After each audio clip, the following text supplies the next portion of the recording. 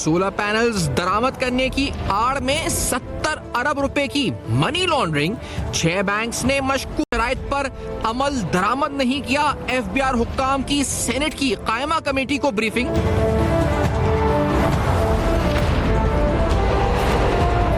State bank ने भी बैंकों के खिलाफ कोई कार्रवाई नहीं की। मरकजी बैंक को आइंदा इजलास में तफसीलात फराहम करने की हिदायत जारी। सेनेट की कायमा कमेटी बराए खजाना का सनसनीखेज इजलास।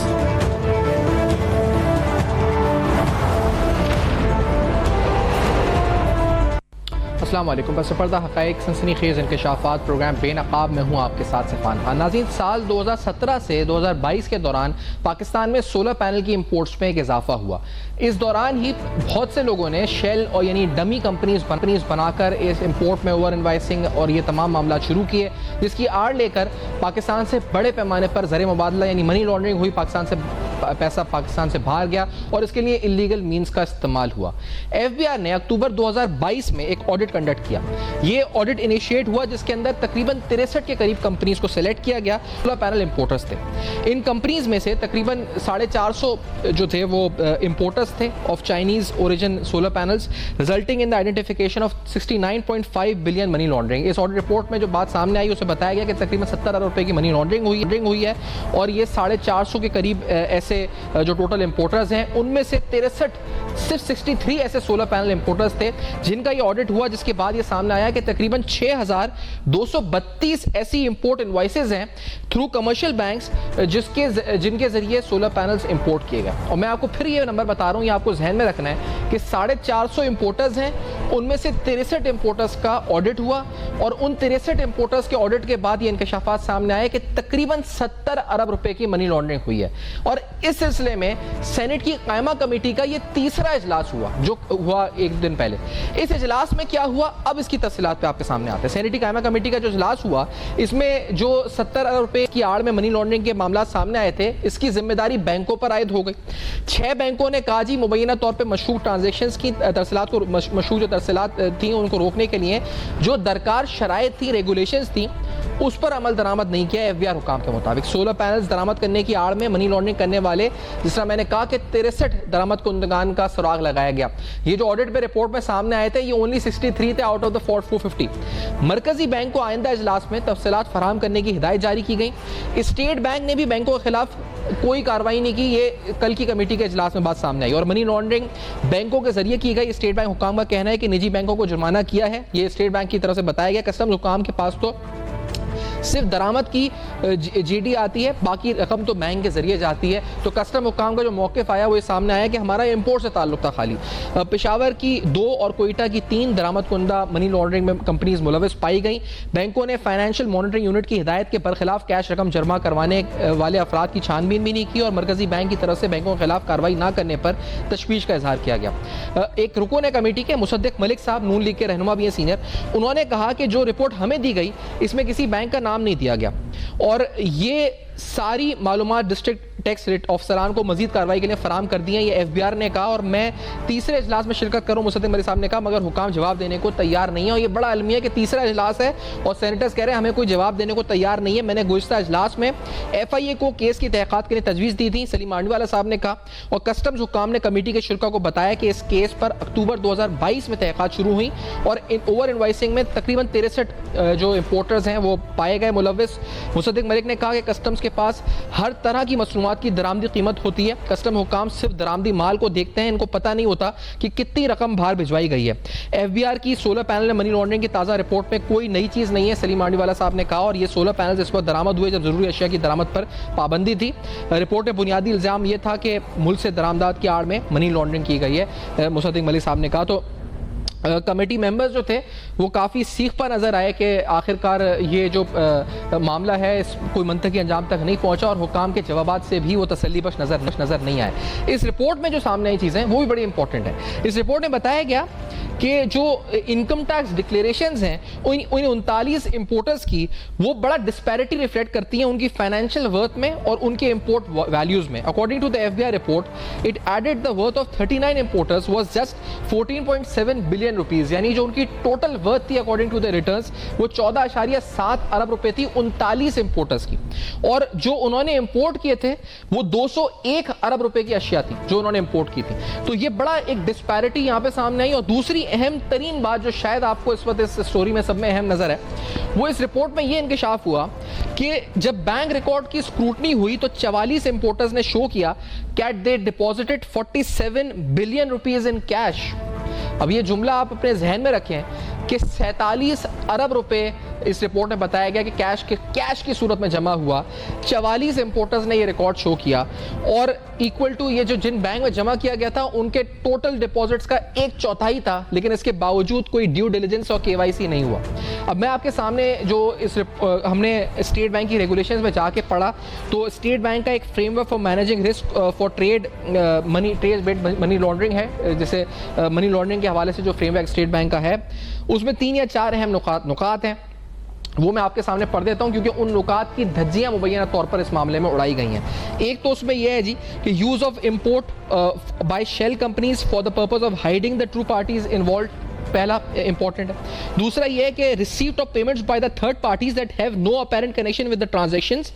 ये बड़ा इंपॉर्टेंट मामला है क्योंकि यहाँ से जो पैसे चीन से चीज़ें मंगाई गई हैं, पैसे सिंगापुर गए हैं, पैसे यूएई गए हैं। एक ट्रांजैक्शन पकड़ी गई है 16.5 अरब रुपए की जो यूएई गई है, सिंगापुर अलग गए हैं पैसे। और transshipment of goods through one और more countries jurisdiction to no apparent economic और लॉजिस्टिक रीजन, यानी ये बिल्कुल पेमेंट गई कहीं और है और सामान आया कहीं और से है। तो ये बड़ा इंपॉर्टेंट मामला है कि पेमेंट अगर सिंगापुर गई है, सामान चीन से आया है, पेमेंट दुबई गई है, सामान चीन से आया है, तो ये पैसा आखिरकार गया कहाँ है, ये सब में अहम सवाल है।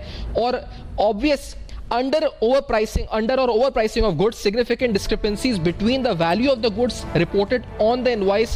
और इस हवाले से ये बड़ा अहम मामला है कि अगर आपको बैंक को या स्टेट बैंक की रेगुलेशंस के मुताबिक लगता है कि ओवर इन्वाइसिंग है या अंडर इन्वाइसिंग है तो ये भी एक रेड फ्लैग है। और ये जो आपका ट्रेड बेस्ड मनी लॉन्ड्रिंग है उसके रेड फ्लैग्स हैं चारों, और इन रेड फ्लैग्स की धज्जियां मुबैना तौर पर इस पूरे मामले में उड़ाई गई। अब सवाल इंपॉर्टेंट क्या है? सवाल ये है कि ये जो पूरा मामला है तकरीबन जो 44 अरब की पेमेंट्स आ गई, 47 अरब की पेमेंट्स आ गई कैश में, कुछ नहीं हुआ, बैंक्स मुबैना तौर पे उनका गठजोड़ सामने आ गया। लेकिन अहम तरीन बात इस इन्वेस्टिगेशन में यह है नाज़रीन कि ये 450 इंपोर्टर्स हैं और इनमें से सिर्फ 63 का रिकॉर्ड सामने आया है जो स्क्रूटनी हुई है, और ये उसी का चर्चा 3 कमेटीज़ में हुआ जा रहा है। अब सवाल अहम तरीन ये है कि अगर ये पूरे 450 का रिकॉर्ड का स्क्रूटनी हो और देखा जाए कि उन्होंने कितनी इंपोर्ट करी, पेमेंट कैसे गई, कहाँ गई, किन बैंक्स के थ्रू गई, कैश गई, हवाला हुंडी हुई, और क्या उन डेस्टिनेशंस पे गई जहाँ से ये गुड्स इंपोर्ट हुई या नहीं हुई, तो ये हजम जो है ये इससे कहीं ज़्यादा है। It can be around 2 to 2.5 billion dollars. यानी मैं आपको ये बड़ी अहम बात बता रहा हूँ कि पाकिस्तान जो IMF से कर्ज ले रहा है $1 अरब या $700 मिलियन और $1 अरब $500 मिलियन की हम किस्तें लेते हैं, ये उस रकम से भी कहीं ज़्यादा रकम हो सकती है अगर ये तमाम 450 कंपनीज की स्क्रूटनी की जाए। ऑफ द रिकॉर्ड मैं आपको बताऊं कि कमेटी मेंबरान से बात हुई तो वो ये कहते हैं कि हम ये नहीं समझ पा रहे कि किससे इन्वेस्टिगेशन कराएं, क्योंकि इस स्कैंडल में हर कोई मुलव्विस नजर आता है। कस्टम हुकाम का कोई रोल है तो FBR ने भी कहीं ना कहीं कोताही की है, बैंक्स की बड़ी कोताही है, स्टेट बैंक है, तो कौन सी एजेंसी केपेबल है to investigate this important issue? ये बड़ा अहम तरीन सवाल है। और ये मैं आपको बताता चलूं कि ये मामला 70 अरब का नहीं है, ये मामला कहीं ज्यादा है अगर इसकी प्रॉपर स्क्रूटनी की जाए। ये तीसरी बार कमेटी के इजलास में आया है, एक बड़ा वाइट कॉलर स्कैम है एंड वी आर होपिंग कि ये कुछ आगे बढ़े, लेकिन लेट्स ओनली कीप होप। मुझे नहीं लगता फ्रूटफुली कुछ आगे मामला मीनिंगफुल होंगे। आफ्टर दिस ब्रेक हम आएंगे, फाइनेंशियल एक्सपर्ट से बात करेंगे, हमारे साथ रहेंगे।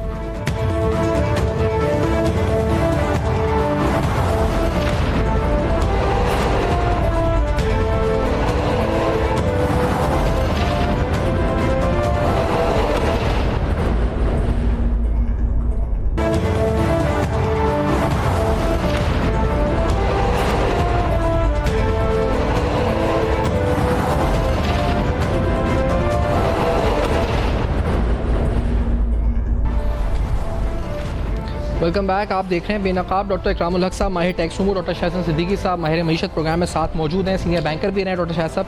डॉक्टर इकरामुल हक साहब, मैं आपसे पहले गुफ्तगू का आगाज़ करना चाह रहा हूँ। ये मुझे बताएं सर कि ये तो तकरीबन 63 सोलर पैनल इंपोर्टर्स का ऑडिट हुआ, इसमें जो ट्रांजेक्शन सामने आई 8 FIR पहले FBI ने रजिस्टर करी, 41 अरब रुपए वर्थ थी जिनकी, और 3 कोयटा बेस्ड डमी कंपनीज थी, उसके बाद 2 पेशावर की कंपनीज थी, फिर उसके बाद जो हजम था बढ़ के 69.5 हुआ। सर, क्या इसकी थोरो इन्वेस्टिगेशन मजीद होनी चाहिए? सेनेटर्स भी मुतमईन नहीं है FBI के जवाब से। हम अक्टूबर 2022 में ही खड़े हुए हैं, अभी तक 450 कंपनीज की स्क्रूटनी भी नहीं हुई। ये कौन सा इदारा करेगा, कैसे करेगा इकरामुल हक साहब? जी शुक्रिया। सबसे पहले तो इन कंपनीज ने जो बैंक में अकाउंट्स खुलवाए गए हैं, तो ये सवालिया निशान उठता है कि बैंक्स ने बजाय इसके कि उसकी स्क्रूटनी करते, और बाद अज़ा भी आपने देखा कि बहुत सी कैश ट्रांजैक्शंस ऐसी की गई जो बिल्कुल कानून के खिलाफ थी। ना FMU को उन्होंने रिपोर्टिंग की, और जो हमारा नारकोटिक सब्सटेंस का एक्ट है उसका भी सेक्शन कहता है कि अगर कोई भी सस्पिशियस ट्रांजैक्शन हो तो इवन आपको एंटी नारकोटिक्स फोर्स को भी इत्तला करनी है, क्योंकि देखा जाए कि इस रकम के नीचे जो अंडरलाइन कोई क्रिमिनल एक्टिविटी तो नहीं हो रही। मेरा ख्याल है कि FBI ने हजारों किस्म की जो इस तरह की LCs थी उसको भी गौर से नहीं देखा। अब तो ये सिर्फ लकीर पीट रहे हैं और उसको कवर अप करने की कोशिश कर रहे हैं। देखिए, जब क्राइम हो गया अब उसकी कोई पता नहीं है वो कंपनीज कौन थी। अच्छा, ये जो कवर अप है इकरामुल हक साहब, ये मुझे बताएं कि कवर अप से मुराद ये मुझे बताएं, क्योंकि कस्टम वाले कह रहे हैं कि हमारी जिम्मेदारी तो इंपोर्ट की थी, ये डोमेन बैंक्स का है, बैंक यकीनी तौर पे वो अपना कुछ जो केस लेकर आएंगे वो ये नहीं वो उन पर डालेंगे। तो यहाँ तो हर कोई एक दूसरे पे ब्लेम डाल रहा है जो इस वक्त मामला नजर आ रहा है, और सेनेटर्स भी इससे सवाल ही पूछ रहे हैं। वो अगली डेट आ जाती है, वो कहते हैं इस डेट पे आएंगे, और आपको पता है इससे पहले भी जो कमेटी से मामला गए हैं तो there is no meaningful result out of that. तो क्या फिर ये इसका मतलब ये इसी तरह लिंगर ऑन होगा, क्या होगा ये? जी हाँ, इससे पहले भी इससे बड़े बड़े जो हुए हैं स्कैंडल्स वो जो है डिटेक्टेड ही गए हैं, और पनिशमेंट तो बहुत दूर की बात है, आज तक सही कल्प्रिट्स की भी निशानदेही नहीं हो सकी। अब बताइए कि यहाँ पे जो रेगुलेटर्स हैं, चाहे वो स्टेट बैंक ऑफ पाकिस्तान था, वो बैंक्स की क्या कर रहा था, FMU का क्या रोल था, फिर उसके बाद खुद FBR के ऊपर सबसे बड़ा सवालिया निशान है कि ड्यू डिलीजेंस तो बाद में तो कोई मैं जैसे कर रहा था कि ये तो साफ निकल गया, लकीर पीटने वाली बात है। जब ये इतनी ज्यादा ट्रांजैक्शंस हो रही थी और ये माल आ नहीं रहा था और सिर्फ बराए नाम किस्म की LCs खुल रही थी, असल मसला तो यहाँ से मैं पैसा लॉन्डर करके उसको दुबई में और सिंगापुर में पार्क करना था। अब मैन्युफैक्चर चाइना का था, तो किस कानून के तहत पेमेंट्स जो थी वो दुबई में और सिंगापुर में हो रही थी बगैर NOC के? तो ये बड़े सीरियस सवालात हैं। ना सिर्फ बैंकिंग इंडस्ट्रीज का इसमें पता चलता है कि उनकी कनाइवेंस थी, बल्कि मुझे तो ये माफिया लाइक ऑपरेशंस लगते हैं, क्योंकि इसके अंडरलाइन इस मनी को यहाँ बाहर ले जाना जो था ये कवर अप था, और दरअसल लेयरिंग हो रही थी, और असल मसला ये था कि डर्टी मनी को वाइट करना था। अब वो कौन लोग हैं जो उन जाली कंपनियों के पीछे थे, इसकी तरफ तो अभी तक कोई तवज्जो नहीं दी। अब इस तरह की एक FIR कटवा देना, और जब उनके आपने देखा कि एक फर्म तो ऐसी थी जिसने अपनी कभी टैक्स रिटर्न भी फाइल नहीं की, और फिर बैंकों में जो लाखों के ट्रांजैक्शंस हो रहे थे कैश के।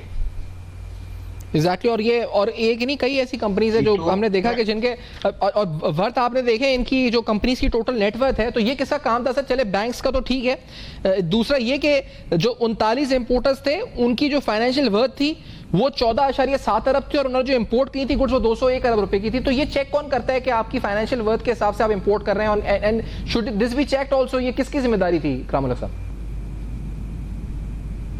जी, तवातर के तौर पर जब ऐसी सस्पिशियस ट्रांजैक्शन सामने आ रही थी तो ना तो फाइनेंशियल आपने देखा कि क्राइम की किसी भी एजेंसी ने इसकी तरफ तवज्जो नहीं दी है, और ये शो करता है कि हम लॉस तो बना लेते हैं मगर एक उसकी इम्प्लीमेंटेशन में ना सिर्फ ये कि हम कोताही करते हैं, बल्कि ये तो बिल्कुल क्लियर केस है जिसमें कि सख्त कनाइवेंस थी और उस कनाइवेंस की वजह से ये काम जो था हो रहा था।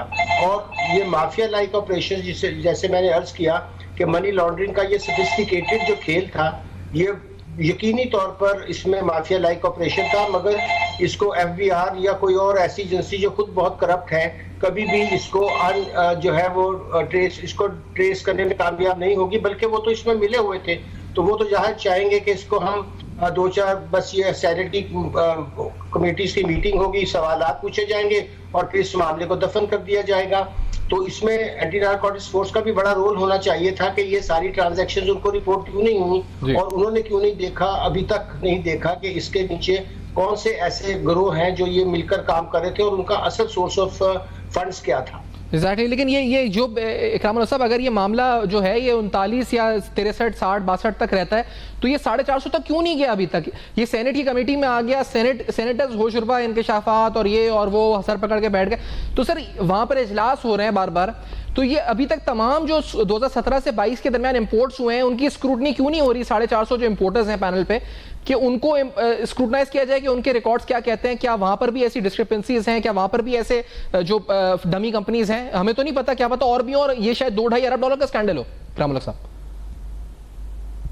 जी बिल्कुल बिल्कुल ऐसा ही होगा। देखिए मैं अर्ज कर रहा था कि सीरियसनेस का तो आलम यह है कि अभी तक हमने कोई जॉइंट फोर्स नहीं बनाई, शुरू से ही हमने कोशिश नहीं की कि हमारे पास जो भी जितने भी फाइनेंशियल क्राइम्स होते हैं उसके लिए एक मुस्तकिल जॉइंट जो फोर्स हो जिसमें FBI के लोग भी हों, FIA के लोग भी हों, AFN के लोग भी हों और भी जितनी भी लॉ एनफोर्समेंट एजेंसीज हैं उनके लोग उसमें ज्वाइंट हों। और जब इस तरह की कोई भी वारदात हो रही हो पकड़ना तो उस वक्त चाहिए। चलिए अब भी इसको अगर एक टैक्स केस के तौर पे लिया जाए और ये सारी एजेंसीज की एक जॉइंट फोर्स बनाई जाए और वो इसके ऊपर थॉरो इन्वेस्टिगेशन करे तो वो चेहरे सारे सामने आ जाएंगे जिसके हाथ इसमें मुलव्वस थे और अब जो सिर्फ कवर अप करने की कोशिश कर रहे हैं और ये सिर्फ अखबारों की जीनत बन के ना रह जाए या मीडिया में 4 दिन इसकी बात हो। इसके लिए फिर सेनेट को भी चाहिए कि एक स्पेशल कमेटी बनाए जो इसको कम से कम वीकली बेसिस पे इसकी मॉनिटरिंग करे और उस जॉइंट फोर्स को और कमेटी को कहे कि वो आकर वहाँ हर हफ्ते जो है वो उनको ब्रीफ करें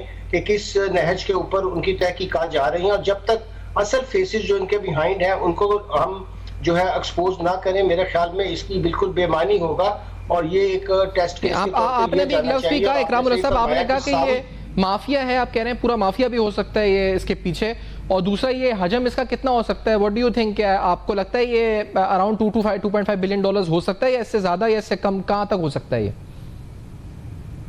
जी देखिए जिस जमाने में जब के इंपोर्ट के ऊपर सख्त कंस्ट्रेंट था, आप सोचिए कि इतने डॉलर पाकिस्तान से बाहर किस लिहाज से जा रहे थे कि कौन इजाजत दे रहा था, ये इसका जब जिस लिहाज से एलसीज की हमें तादाद सामने आ रही है ये तो बहुत ज्यादा होगा। हो सकता है कि ये जो आपने फरमाया ये $2.5 बिलियन से कम ना हो, मगर ये सिर्फ ये जो कह देना कि जी सिर्फ ये इस हद तक हुआ है, कोई भी इसके बारे में सही अंदाजा लगाना जो है वो तभी मुमकिन होगा जब सारी एलसीज की जांच पड़ताल हो जाए और बाकी ये सोलर पैनल आकर कहाँ लगे, इनकी डिलीवरी कहाँ हुई, ये सारी जब तक हम सप्लाई चेन देख ना लें जहाँ मैन्युफैक्चर से कितना, और इसमें जाहिर है कि हमें एक्सटर्नली भी इंफॉर्मेशन जो है वो लेनी चाहिए, लीगल असिस्टेंस लेनी चाहिए कि वहाँ के मैन्युफैक्चरर ने क्या भेजा और यहाँ क्या रिसीव हुआ और रिसीव होने के बाद वो कहाँ इंस्टॉल हुआ, कहाँ बिका। ये तो पूरी एक इन्वेस्टिगेशन जो है इसकी मुसलसल और मुकम्मल तौर पर होनी चाहिए। सही। और इसमें इकराम साहब ये बताएं, क्योंकि ये जो मामला है ये मामला आपको, क्योंकि ये सेनेटर्स कह रहे हैं कि हमें समझ नहीं आ रहा कि हम किससे इन्वेस्टिगेट कराएं इस मामले को, क्योंकि इसमें तो तकरीबन सभी का कहीं ना कहीं हाथ है, तो कौन इन्वेस्टिगेट करे, क्या कौन सी एजेंसी इज केपेबल है to do the investigation in this case? कौन लगता है आपको रामुल साहब? जी मैं अर्ज कर रहा था कि किसी एक एजेंसी की बजाय जॉइंट इन्वेस्टिगेशन फोर्स बननी चाहिए, JIT इसमें बननी चाहिए और जॉइंट एक्शन टास्क फोर्स जो है वो सारे ही जो हमारी प्राइम एजेंसीज हैं जिसमें मैंने अर्ज किया कि FBR के अलावा FIA हो, फिर हमारे यहाँ इसके लिए तो मैं समझता हूँ कि फौरी तौर के ऊपर AFN को भी बताना चाहिए, फिर उनके साथ मिलकर अगर इंटेलिजेंस एजेंसीज को भी शामिल हाल किया जाए, उनका भी एक नुमाइंदा लिया जाए, तो फिर कहीं जाकर इसको हम कह सकेंगे कि इसके ऊपर कोई सीरियसनेस का जो है इजहार हुआ है। अच्छा, और इकराम साहब ये बताते जाएं सर, ये बताते जाएं क्योंकि इसमें FMU, trade based money laundering और ये तमाम मामलात भी आते हैं, तो हम ऑलरेडी FATF की बड़ी स्ट्रिंजेंट रेगुलेशंस और बड़े मामलात देख चुके हैं, तो ये हमें इंटरनेशनली जो हमारी ग्लोबल प्रैक्टिसेस हैं उसको हर्ट कर सकता है। Can it be detrimental to our ratings again? क्या आपको लगता है इंटरनेशनल क्या इसका तासुर जाना है इस मामले का? जाहिर है कि जब इस लेवल की इंस्टांसेस सामने आएंगी तो वो आगे ही इन तहफ़्ज़ात का इजहार कर चुके हैं कि हमारी जो एग्जीक्यूशन है लॉज की जो इन्वेस्टिगेशन है, जो हमारा प्रोसिक्यूशन है, वो बहुत वीक है। ये एक दफा फिर साबित होगा कि इन्वेस्टिगेशन साइड हमारे यहाँ और विजिलेंस जो है वो ना होने के। अब मुझे बताइए कस्टम का विजिलेंस सेल क्या कर रहा था?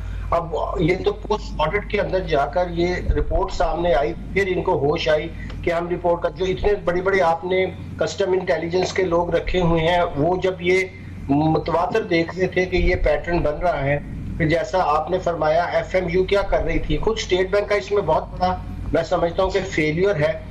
देख रहे थे कि इतनी डॉलर्स बाहर जा रहे हैं और डॉलर्स के ऊपर बाहर जाने में उनकी स्ट्रिक्टनेस जो थी मॉनिटरिंग में आपने देखा बहुत ज्यादा थी इस पीरियड में। तो ये किसने फिर कोताही की है? तो देखा जाए तो रेगुलेटर्स के साथ साथ इसमें सारी की सारी जितनी लॉ एनफोर्समेंट एजेंसीज हैं उनकी तरफ से भी एक क्रिमिनल नेग्लिजेंस का केस है, क्योंकि ये तो एक आध अगर LC होती तो हम कहते जी वन ऑफ कुछ ने बहुत बड़ा फ्रॉड किया। ये तो मुतवातर और एक बहुत पैटर्न के साथ जो थी ये काम हो रहा था और मुसलसल जो थी इस तरह की LCs एस्टेब्लिश की जा रही थी और सोलर के नाम के ऊपर फ्रॉड किया जा रहा था। और ये पूरे पीरियड में 2017 से लेकर 22 तक आप देखिए कितने हजार LCs खुली हैं। तो क्या इस पैटर्न के ऊपर सारी जितनी इंटेलिजेंस एजेंसीज थी वो खामोश रही? और खुद FBI के अंदर इन्होंने जो इंटेलिजेंस यूनिट बनाए हुए हैं उनका क्या रोल है अगर वो इस तरह की चीजें डिटेक्ट नहीं कर सकते हैं? और फिर मैं अर्ज कर रहा हूँ कि जो कमर्शियल बैंक्स थे उन्होंने जिन जिन को रिपोर्ट करनी थी इन मामला की, अगर उन्होंने नहीं की तो फिर करार वाकई सजा मिलनी चाहिए उन बैंक्स को जिन्होंने लॉ की वायलेशन की है। क्योंकि मैंने अर्ज किया कि इसकी तो बिल्कुल वाज़े तौर पर लिखा हुआ है कवानीन में कि आपको ये सस्पिशियस ट्रांजैक्शन ना सिर्फ FMU को रिपोर्ट करनी है बल्कि आपको एंटी नारकोटिक्स फोर्स को भी रिपोर्ट करनी है, उनका भी लॉ यही रिक्वायर करता है। अब ये बड़ी ही अफसोस की बात है कि पाकिस्तान में जब इस तरह के क्राइम जो है और बड़े लेवल पर जब क्राइम होते हैं तो फिर पता चलता है कि हमारी एजेंसियां जो हैं न्यूमेरिकली तो बहुत ज्यादा है मगर उनकी एफिशिएंसी और अगर उनकी कारकर्दगी देखी जाए तो वो ना होने के बराबर है। ये बहुत ही मेरे ख्याल में एक ऐसा केस सामने आया है जिससे पता चलता है कि यहाँ अभी भी फाइनेंशियल क्राइम्स को छुपाने में, उसके साथ कनाइवल्स करने में और उसको प्रमोट करने में बहुत रोल है सारी ही और इसमें हैरानकुन बात यह है कि अगर हम जाते हैं डॉक्टर शाहजान सिद्दीकी साहब आपकी तरफ, और ये मुझे बताएं क्योंकि हम जब बैंक में जाते हैं डिपॉजिट कराने कैश और थोड़ी सी भी अमाउंट होती है ज़्यादा तो हमसे KYC होती है डेफिनेटली, फिर ना सिर्फ KYC होती है और अगर हम किसी का चेक डिपॉजिट कराते हैं तो उस कस्टमर जिसका चेक होता है उसको फ़ोन किया जाता है, वहाँ से ड्यू डिलिजेंस होती है और इन तमाम कार्रवाइयों के बाद फॉर्मेलिटीज़ के बाद ये सब कुछ होता है। इस रिपोर्ट में लिखा हुआ है कि जो बैंक अकाउंट्स का रिकॉर्ड जब देखा गया तो 44 इंपोर्टर्स के रिकॉर्ड में देखा गया 47 अरब रुपए कैश जमा कराया गया। और मजे की बात यह कि जो बैंक है उसका टोटल डिपॉजिट जो था वो उन ब्रांचेस का 1/4 था ये 44 अरब रुपए। लेकिन सवाल और जवाब नहीं हुआ कि पैसा कहां से आया, कैसे आया और ये ट्रांजेक्शन हो गई। ये कैसे हुआ डॉक्टर शाहजान सिद्दीकी साहब, ये आप कैसे देखते हैं इस मामले को? बहुत शुक्रिया। पहले मैं आपको ये बता दूं कि ये जो कुछ हुआ है, जो मुल्क की पीठ में छुरा घोंपा गया है, इसमें जो चीन से हमारी जो अफगान ट्रांजिट ट्रेड है उसका बहुत बड़ा कंट्रीब्यूशन है। अब अगर आपको इस मुल्क की पीठ में छुरा घोंपने के आदात व शुमार देखने हैं तो स्टेट बैंक के 2 फिगर्स आप देख लीजिए। चीन के साथ तिजारत में तिजारती खसारा 2022 में था, जब तक ये हुआ धंधा 14 अरब डॉलर, 2022 में था 14 अरब और 21 में 11 अरब डॉलर। लेकिन 2023 में चूंकि ये काम बंद हो गया था, पकड़ा गया था, तो वो तिजारती खसारा रह गया 7 अरब डॉलर। यानी 2022 और 23 में 7 अरब डॉलर के तिजारती खसारे का या इंपोर्ट का फर्क है। इससे आप मैग्नीट्यूड का अंदाजा लगा लें। इसमें जो अफसोसनाक बात है वो ये है कि कुछ ऐसी सबूत मौजूद हैं कि जो ये 2 बैंक्स हैं उनके एहलकार और दूसरे बराह रास्त मुलव्विस हैं। इसमें कतई कोई गुंजाइश सोचने की है ही नहीं। अब तक वो गिरफ्तार क्यों नहीं हुए, उनके ऊपर के एहलकार गिरफ्तार क्यों नहीं हुए, उनके ऑडिटर्स को क्यों नहीं पकड़ा गया, उनके मैनेजमेंट को क्यों नहीं पकड़ा गया? जैसे अभी डॉक्टर हमारे जो है ना इकरामुल हक साहब फरमा रहे थे, भाई पहला तो है नो योर कस्टमर। ये बिल्कुल वाज़ेह है कि आप अपना कस्टमर कहाँ रहता है, क्या है, क्या उसका वर्थ है, सब चीज़ें पता होती हैं। उसके बावजूद इतनी बड़ी कैश ट्रांजैक्शन, अगर इतनी बड़ी कैश ट्रांजैक्शन तो कोई बिलियनर भी करता है तो सोचा जाता है। तो इसमें कोई तहकीकात का सवाल ही नहीं पैदा होता। ये 100% यकीन है कि ये तो कम से कम 5 में से ये 2 बैंक या वो 2 शाखों के एहलकार और उनका जो लाइन कंट्रोल है, रीजनल ऑफिस और हेड ऑफिस, वो बराह रास्त मुलव्विस हैं, उनको गिरफ्तार होना चाहिए था।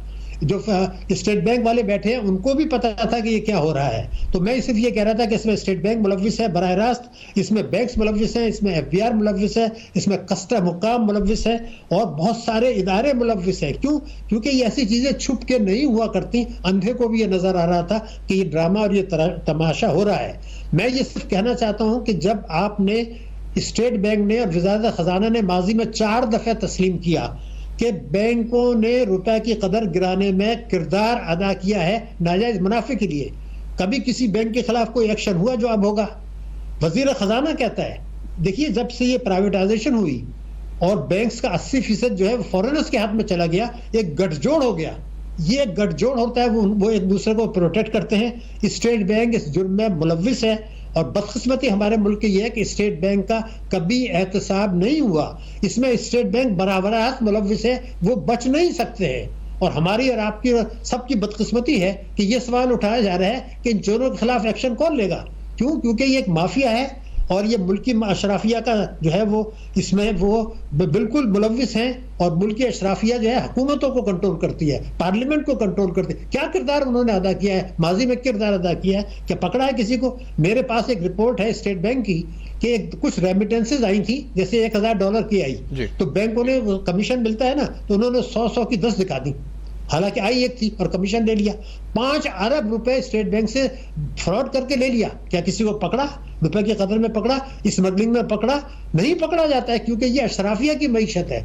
मैं अभी भी कह रहा हूँ ये $2-2.5 अरब की बात आप छोड़ दें, मैंने जो आपको तिजारती खसारे की फिगर बताई है, तो अब ये देखें कि FATF नहीं, तो आप जो तिजारती खसारे की फिगर बता रहे हैं डॉक्टर साहब, इसका मतलब ये कि ये जो है ये $2-2.5 अरब भी नहीं है, इट इज मच बिगर, ये बहुत बड़ा अमाउंट है। इसका मतलब इससे भी ज्यादा अमाउंट हो सकता है ये। भाई देखिए ना, जब आपका $11-14 अरब तिजारती खसारा चलता था 22 तक और 22 में ये मसला सामने आ गया, तो अचानक $7 अरब चीन का के साथ कैसे रह गया? स्टेट बैंक को नजर नहीं आ रहा था क्या? मिनिस्ट्री ऑफ फाइनेंस को नजर नहीं आ रहा था? तिजारत वालों को, मिनिस्ट्री ऑफ तिजारत को नजर नहीं आ रहा था? कैबिनेट को नजर नहीं आ रहा था? पार्लियामेंट को नजर नहीं आ रहा था? नैब को नजर नहीं आ रहा था? FIA को नजर नहीं आ रहा था? किसको नजर नहीं आ रहा? बैंक को नजर नहीं। कहां तमाशा है बिल बैंक? मुझे ये केस याद है कि एक अभी याद होगा कि हमारे यहाँ गठजोड़ है, नहीं कुछ कर सकेंगे क्योंकि मैंने रुपए की कदर को टेस्ट केस बनाया। मैं ये चाहता हूं इन लोगों की जिसके दस्तावेजी सबूत है उनको गिरफ्तार करें, लेकिन स्टेट बैंक का अगर आप एहतसाब नहीं करते, बहुत बड़ा किरदार है स्टेट बैंक का पाकिस्तान की तबाही में। बैंकों को गलत लाइसेंस देके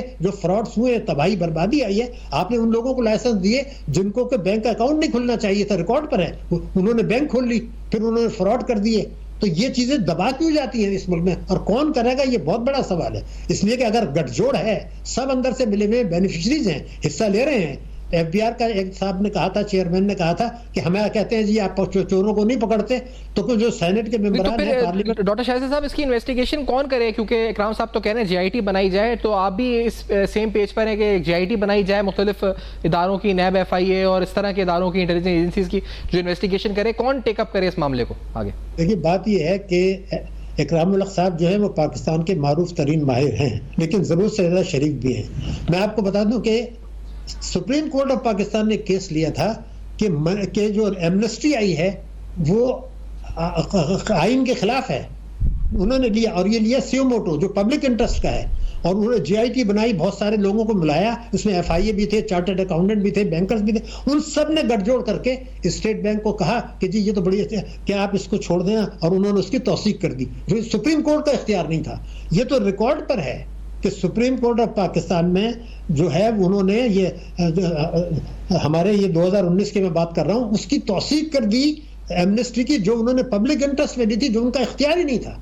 क्योंकि 184(3) में सुप्रीम कोर्ट जो है वो पब्लिक इंटरेस्ट में उसके खिलाफ एक्शन तो ले सकता है, तौसीक नहीं दे सकता। ये मैं एज ए लॉयर भी बात कर रहा हूँ, लेकिन कर दी। तो अब तो मैं तो सब कुछ आपको बता सकता हूँ, ये नहीं बता सकता कि इनको कौन पकड़ेगा, इसलिए कि मेरे हिसाब से इस हंगाम में सब बेलिबास हैं, और वरना ये इतना करप्शन इतनी। और सर ये मोजेस जो सेनेटर्स हैं ये डॉक्टर साहब ये सिर्फ चौंक ही रहे हैं, और इससे पहले भी हमने देखा कमेटीज बैठती थी, इजलास होते थे, खातिर खा नताइज नहीं निकले, चाहे वो नेशनल असेंबली की स्टैंडिंग कमेटी हो, मामला उठाते हैं, फिर उसके बाद डेट आ जाती है, दूसरी डेट, तीसरी डेट, फिर उनका म्याद ही खत्म हो जाती है, जैसे कौमी असेंबली की कमेटी की हो गई। तो क्या ये कमेटीज कुछ हैं या ये भी सिर्फ आई वॉश है? कुछ नहीं, देखिए बात ये पूरे एहतराम के साथ, मेरा कहना ये था कि क्या एक एफबीआर के चेयरमैन ने ये कहा कि जी टैक्स की चोरी हो रही है, हमें कहते हैं टैक्स चोरों को पकड़ो, तो इनको सेनेट ये नजर नहीं आता सबको कि जब ये सेनेटर्स आते हैं जो कि रिटर्न नहीं भर रहे, जो इनकम टैक्स नहीं दे रहे, जो एमएनएज आते हैं बड़ी बड़ी गाड़ियों में आते हैं, किसको नजर नहीं आ रहा? तो हमें ये आप जिम्मेदार करार दे रहे हैं? अरे भाई उन्होंने किसने टैक्स दिया है ईमानदारी से, वो भी तो जरा पकड़ लें। ये मुलव्विस रहे हैं, मैं पूरा एहतराम है इदारे का, लेकिन ऐसे फर्द हैं, एक अरबपति जो है वो हमारे पार्लियामेंट्री ने ये कहा कि जी आपने तो 26,000 टैक्स दिया है, ये बताइए क्या है? और एक बल्कि ये कहा गया उनको कि जी जो जो प्रोग्राम में कैमरामैन है उसने शायद आपसे ज्यादा दिया है, तो आपने तो बहुत कम दिया है। उसने कहा I paid the tax according to the law of the land. आपने लूपहोल्स रखे हैं, पार्लियामेंट ने रखे हैं, एफबीआर ने रखे हैं, स्टेट बैंक ने रखे हैं, सब ने मिलकर गठजोड़ है अशराफिया का, जिसकी वजह से आज वो जौहरी ताकत पाकिस्तान, जो कि इस खित्ते को हम कहा करते थे कि जी ये जो है हम जो है ना इस खित्ते के शेर बनेंगे, अब वो चूहे बन गए। हम क्यों? इसी करप्शन की वजह से, इन्हीं बदनवानी की वजह। और नैब जैसा करप्ट इदारा को कोई खत्म करने के लिए तैयार नहीं है, जिसके सुप्रीम कोर्ट के जजेस 10 दफे कह चुके हैं कि ये बदनाम तरीन, नाअहल तरीन करप्ट इदारा है, इससे खुदा ही निपटेगा। अरे भाई आप नहीं निपटते, तो मेरा कहना ये है कि सब कुछ आप कर लें, हमें सब कुछ पता है, स्टेट बैंक भी इन्वॉल्व है, बैंक्स भी इन्वॉल्व है, एफबीआर भी इन्वॉल्व है, और लॉ एनफोर्समेंट एजेंसीज भी इन्वॉल्व है। एक फ्रॉड ये पहली दफे तो नहीं हुआ, बड़े बड़े हुए हैं। क्या इससे पहले हमें नहीं पता था कि एक मुशर्रफ के दौर में 8.5 अरब डॉलर का एक्सपोर्ट में इजाफा हुआ, उसमें से स्टेट बैंक ने कहा 5.5 अरब का जाली है, उसके बाद उसको दबा दिया गया। अरे भाई 5.5 अरब का जब जाली है और 400 अरब रुपए आपने उनको जो है एक्सपोर्टर्स को कंसेशन दे दिए, तो केस दबा के नहीं दबा?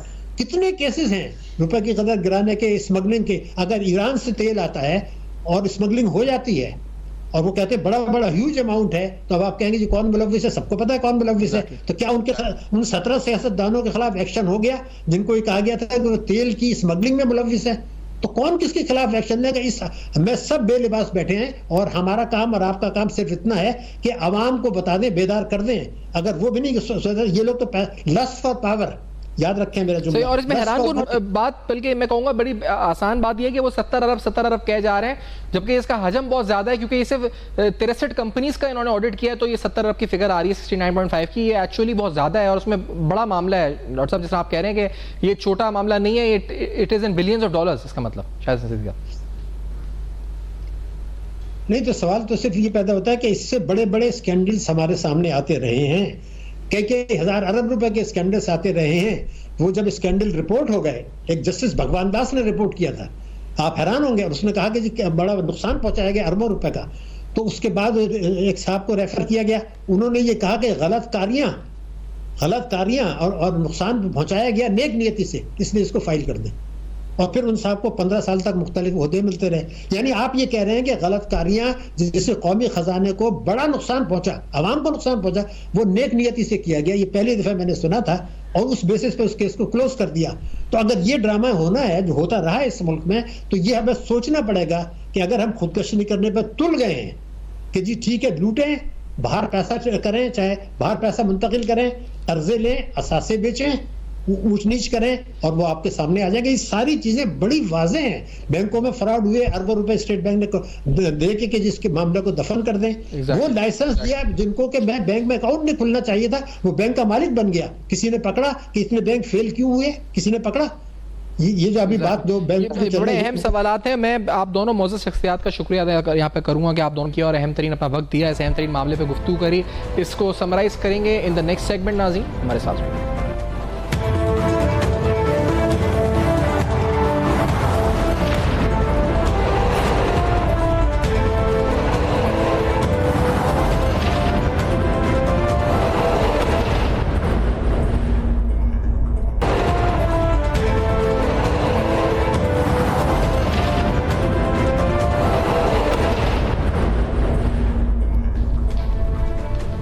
Welcome back. आप देख रहे हैं बेनकाब, और अहम तरीन सवाल कि ये मामला 69.5 बिलियन का नहीं बल्कि बहुत ज़्यादा है। और इस मामले में अभी तक जो स्क्रूटनी हुई है सिर्फ 63 कंपनीज की हुई है, जबकि 450 ऐसी कंपनीज थी जिन्होंने 2017 से 2022 के दरमियान सोलर पैनल्स इंपोर्ट किए, और इनमें बेशुमार डमी कंपनीज थी जिन्होंने बड़ी बड़ी बैंक ट्रांजेक्शन्स की। इसके बावजूद कोई रेड फ्लैग नहीं हुआ। जिन्होंने trade based money laundering regulation जो स्टेट बैंक की उसकी धज्जियां उड़ाई, लेकिन फिर भी कोई रेड फ्लैग नहीं हुआ। और इस मामले की इन्वेस्टिगेशन आखिर करेगा कौन? इस मामले की तह तक आखिर पहुंचेगा कौन? सेनेट कमेटी के 3 इजलास हो चुके हैं, सेनेटर्स भी बेबस से नजर उठाते हैं, लेकिन हुकाम की तरफ से तसल्ली बख्श जवाब नहीं मिल रहा है। हम भी सवाल उठा रहे हैं इस उम्मीद के साथ कि जवाब मिले। फीडबैक दीजिएगा जरूर, देखते रहिएगा। अब तक अपना बहुत ख्याल कीजिए।